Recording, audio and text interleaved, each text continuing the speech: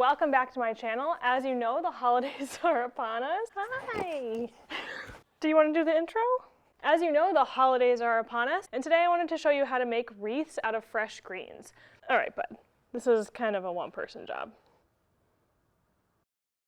So I'm going to make two different types of wreaths today. I have one that's a little bit more rustic, but if your style is a little bit more modern, I'm also going to show you how I use a brass ring. I thought we'd start with the more rustic version, and I didn't realize that when I bought this one, it has these like weird little feet. I think it's actually supposed to be like a tabletop wreath.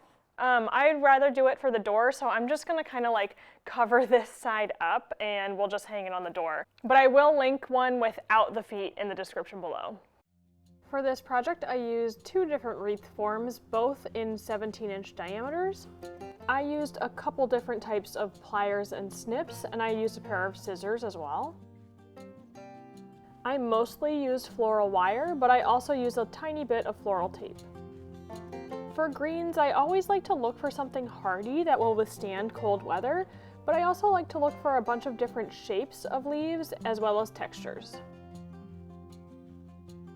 And for color, I like to stick to things that look good as they dry out, so I found some of these wax flowers and berries that stay intact as it gets cold.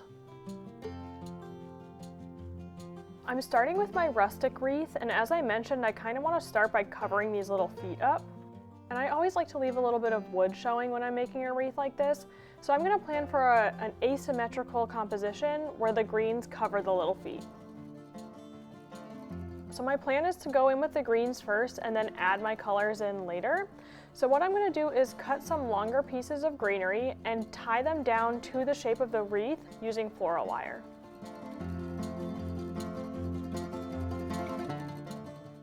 Basically what I'm doing is poking my wire through the twigs and then wrapping it around the branch so that the greenery starts to mimic the circle of the wreath.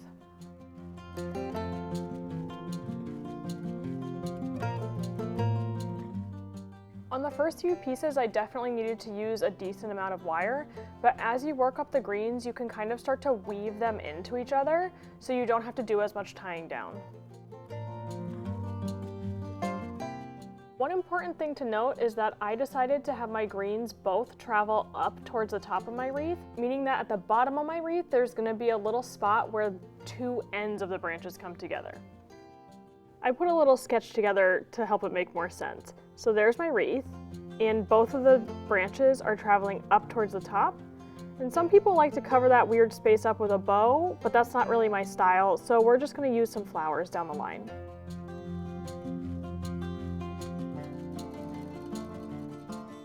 You can see that now that I have some layers of branches worked up, it's easier for me to use shorter pieces and weave them into the branches that I've already wired on.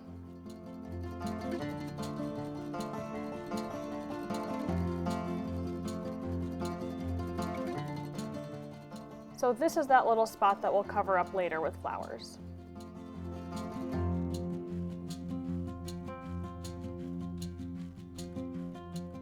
I'm at a pretty good spot, but you can see when I lift up the wreath, as it would be on my door, some of the branches kind of droop. So my plan is to just go back in with a little bit of floral wire and pin those loose ends back up. Okay, so I think we're getting pretty close. I always like when like this is a little bit off center, so I'll probably hang it just like this. I'm gonna start to go in with my berries and my kind of pop colors. I'll probably do right here to kind of hide this joint where the branches change direction, and then I'll do some sprigs kind of peppered in too.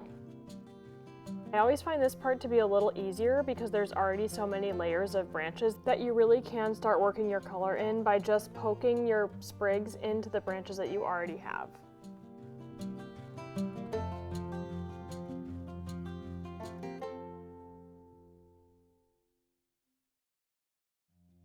And my method is always to keep the bottom the most concentrated so that it really starts to cover up that bare spot at the bottom.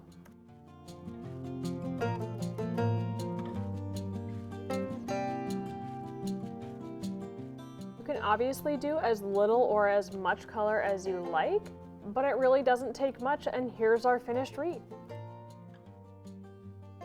So we're gonna start this modern one. If this is more your style, the process is pretty much the same. I'm just gonna work my greens around first, and then I'm gonna go in with my color.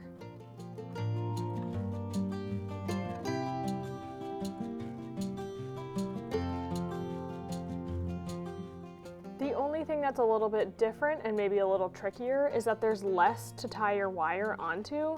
So once you have your first one down, it might slip around a little bit. So once I had my first one in place, I went in and reinforced it with a little bit of floral tape. If you don't have floral tape, masking tape will work just fine. You just want to make sure to cover that up later with any green.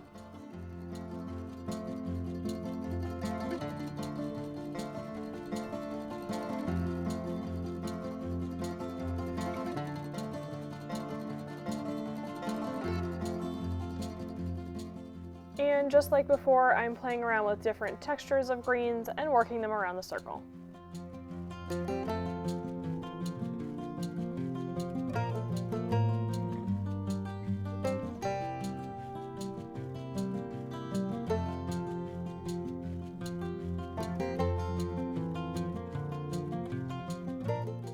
You can see I'm kind of struggling to cover up that naked spot in the middle, but my plan is to camouflage it with berries later.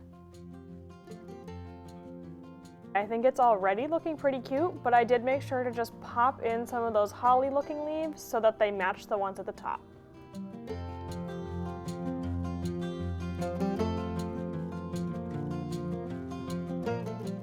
So I feel like we're getting there with the greens. It's pretty cute. I'm gonna start to work in the pop colors.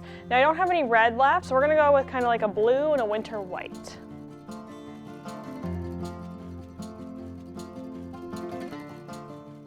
Just like the first wreath, the color works up pretty fast, and it really is just about working small sprigs into the branches that you already have wired to the frame.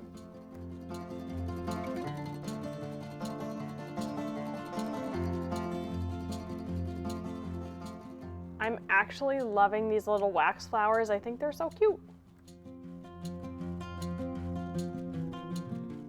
And here is our finished wreath. In a perfect world, I probably would have used something a little bit bigger at the center there, but I still think this one came out pretty darn cute.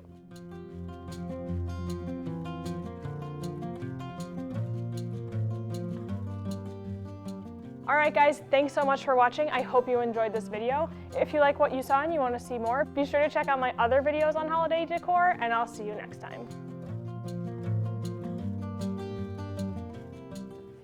Okay.